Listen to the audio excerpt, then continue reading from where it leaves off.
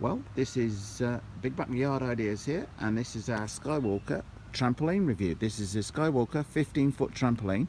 So it comes in two very large, very heavy boxes. They're 70 pounds plus weight each. Require two people to move them. So this isn't going to be something you're going to want to do on your own. Even you can assemble it on your own, you're going to need a hand in moving the boxes into position. So we've got a nice flat area to put it on down there. So we're going to get unboxing these, read the instructions, and get on with assembling the Skywalker 15-foot trampoline.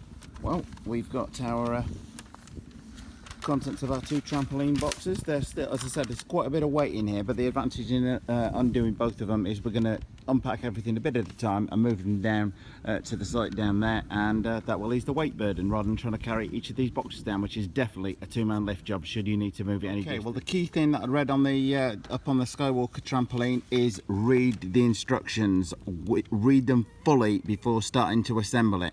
It also says on here, if you've got any problems with it, any parts are missing, do not return or contact the retailer. You have to contact Skywalker Trampolines directly, and there's a contact number and website address on there. So we're going to read through these and begin unpacking. Okay, well, also key thing that it comes with is trampoline safety instructions. Obviously key to read through these with you and make sure the child and all adults playing on the thing understand that before you actually play. We changed our location to somewhere for us a bit more level. We might have had to level the other one out manually. We're roughly unboxing everything and placing it loosely on the ground where we think it's going to work. Now, our first thing to do was we connected all of the ring, thinking that would be the right thing to do. Read the instructions, as we said from the start. You simply connect two of these together at a time. So you're going to build them 2 by 2. You're actually going to build it facing this, which is upside down, with these facing here, and we're going to have the short posts coming up to there, connecting on to these frames here. So you're building the left hand side of each frame set up. So you're going to do that for this one and this one, etc. Then you're going to turn them up, so you're going to build the thing virtually upside down, but rather than turning the whole frame upside down at once, which would just be clearly pretty much impossible unless you had about 10 people, you're going to build a frame on one of these, turn that upside down, and then build it up from there. So well, let's get building one and see how we go. Note here on our first one, we've got a hole at the front, and the same on this end here. Now that's just going to put the first short post in here. We've assembled everything on the floor here, and we're going to go around and do that with each of the others, so then with the two of us we can be doing two of these assemblies at the same time to save time.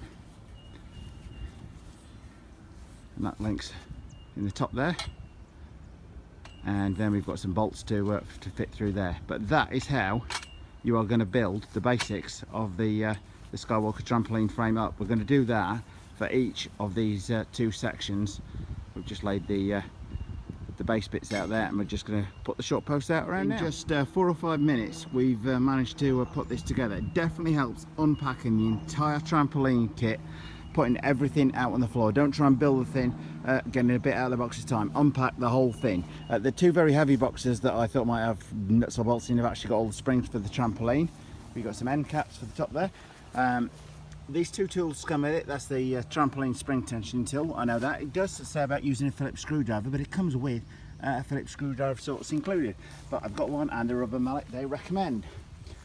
All of the nuts and bolts and additional fixings that we need for tightening up that frame are included in this one small packet in here. So that's the only fixings that you're going to need to assemble everything correctly. Each of the holes are going to marry up here. Just need 2 screws per side, so 4 in total, and you could use a Phillips screwdriver, or you could do like I'm going to do, use a cordless one. This on your own, I would highly recommend using the cordless screwdriver. Fitted the entire 4 screws to each part of the frame in 4 or 5 minutes. It really does make a big step. It's going to be to flip all of those frames over, so that when you pull them out, you're going to need to flip them through 90 degrees as well as turning them upside down, because what you want is, whereas they were curved the other way before, you want them curving like that. So we're then going to pull that one up right and connect that into here. Now I would think one person at push could do that far better, far easier with two people doing it. I've assembled the first two together there. As I say, one person at a push can do it far easier with two. And once you've assembled the two of them together there, they will just stand there on their own. So you can assemble them. I'm going to do two at a time before connecting what will then be three sets of them together to film. Now the advantage is if you're able to put two together even on your own, the thing will stand upright, which means one person like my dad here can just fit the next frame into that one, into those two, and so on, moving round. So if you can put two of them up on your own, that's a great help. So this thing is potentially put together by one person, but I have a feeling that two people may be required for putting the actual trampoline on itself. But certainly the framework you can put up, which is great if you're a single person on your own. Overall, so far, it seems to be fitting together reasonably well, provided we've read the instructions. Now I would say there we are with the frame all put together. The leveler is clearly the easier the tubes are going to be to push together. If you've got too much of slope, too much of angle, they're not going to want to squeeze in easily, in which case that is a good indicator that your ground is maybe not as level as you need it to be. So we're going to have to move this around just a little bit to get our optimum level ground. One easy way is just to buy one of these $1 spirit levels, just to check how level your frame is. We've done it in general by eye, just crouching down and seeing how level it looks, and it looks pretty good. Next step is in unrolling what they call the jump mat and fitting the support frame around the support netting rather around the edges and attaching it to this what they call the jump mat. We've laid our jump mat out in the middle here. This model happens to come with the enclosure pre-attached to this. We didn't necessarily buy it with that in mind, but it does refer to it being sometimes it coming with it pre-attached, sometimes it not doing. It is essential that all of these what they call V-clips, they simply pull through a hole on there. It would be quite a job, it would be quite time consuming. I guess you could be a good half hour or so if you had to, if the enclosure is not pre-attached to the jump mat.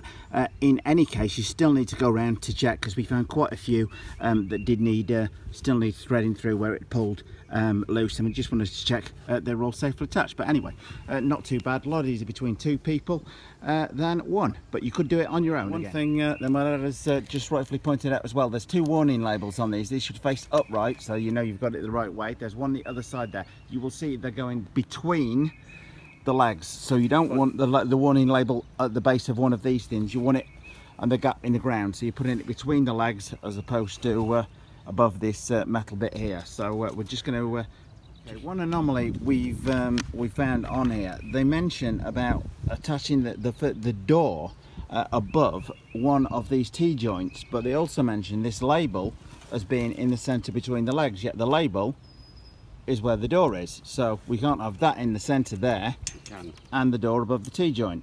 So we're gonna have to just jiggle it around. The key thing is to follow the instructions as to where the door is going to be and locate that above one of the T sections.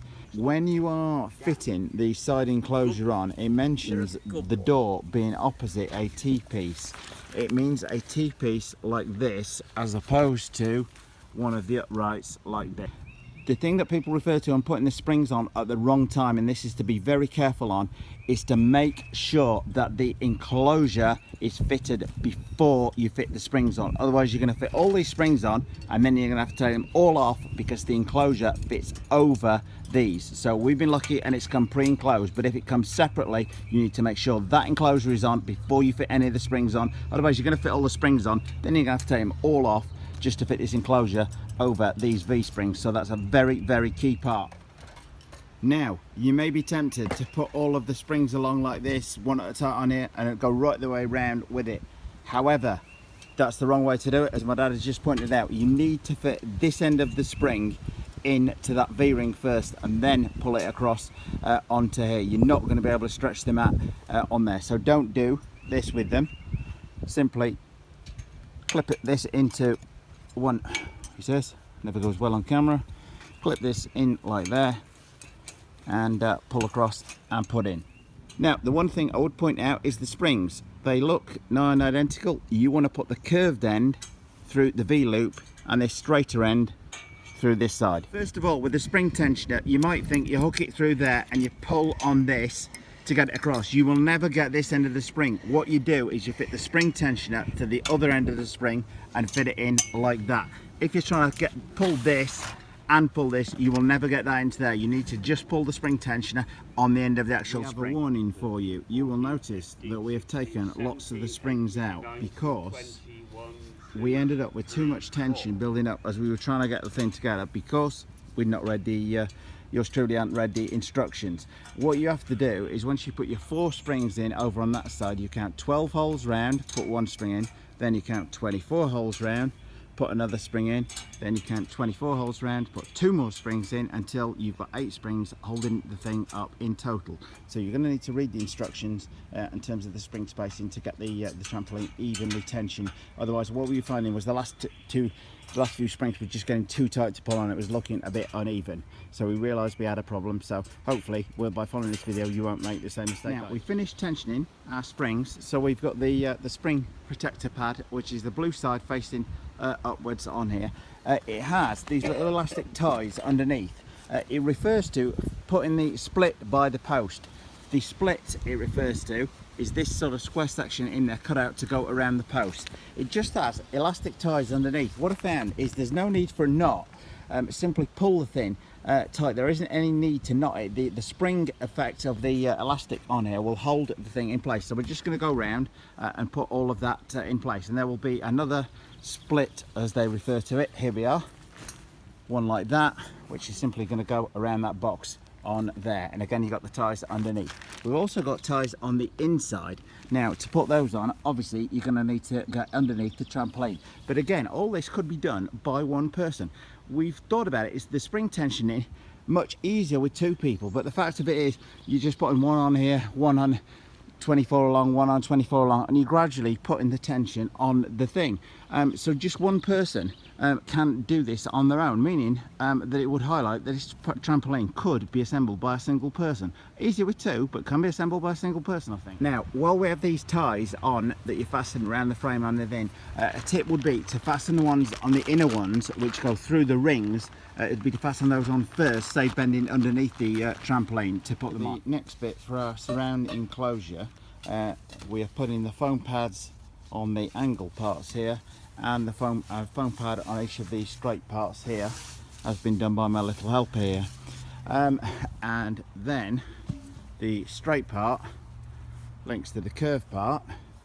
We're going to put a screw through each of these, and that square socket on that end then goes into here, and we've got to read the instructions to figure out how we fit the surround netting on to the top of here. Link the 2 poles for the screen support on here. Again, we just use the electric screwdriver just to put the 1 screw in here. One careful point when assembling the straight pole onto the curved pole, there are holes at either end.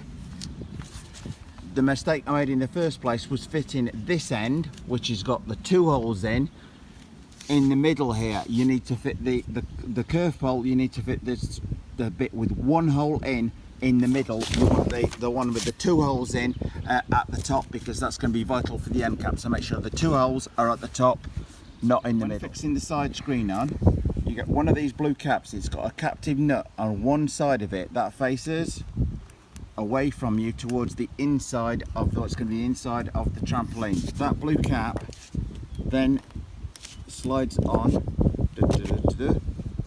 until the holes line up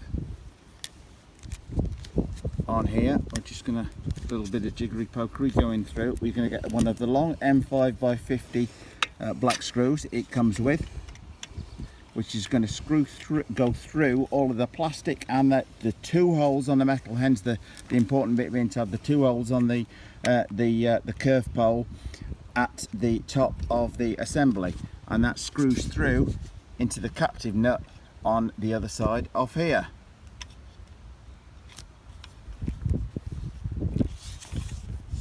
Okay, and that's what it looks like when it's finished. See, this screws through, it's located in the captive nut on the other side of there, and you're going to do this with every one of the poles moving round before putting them in here. Okay, now we've got all of our end caps on all 6 of the supports. Simply lean these upright, and the square from the long pole, the straight pole there, goes into the frame there. It's not wanting to go in easily though.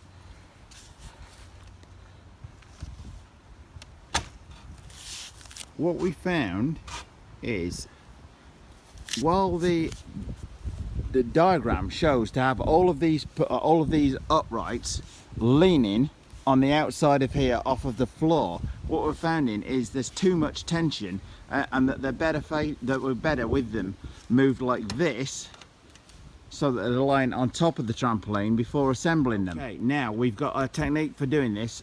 The tension is the problem on here, so what we're finding is lift the one next up, this one up, while putting that one in. So this is where two people will greatly aid the job. So I'm taking the weight out of the tension out of that top line while that one's been put in. Much easier. We've just put the last one in there. Now we thought that might be a bit of a pig, but that's actually not gone in too badly. So two people greatly aiding this part of the job, primarily to lift say one upright, take the tension off while holding one upright up while actually installing the next one to it, and then moving on round and so on. But overall we are now up and fully assembled. We're just going to find out what these little ties at the top attached to. Our final job, again, which can just be done by one person, is just tapping these black square end caps into the end of each of the uprights, and we're using the rubber mallet to aid that on there. Again, job can be done by one person. The rubber mallet is of great aid in tapping these end caps in. Worthwhile just checking at the same time that the rod, the square piece is fully down into here. Well, I would say that you can assemble the Skywalker trampoline in approximately 1 hour. Two people will greatly aid the process. We've highlighted what to do on this video. We made a few errors along the way, but I've highlighted those points in the video, particularly things like establishing that the door is in line with one of these T-features as opposed to one of the uprights.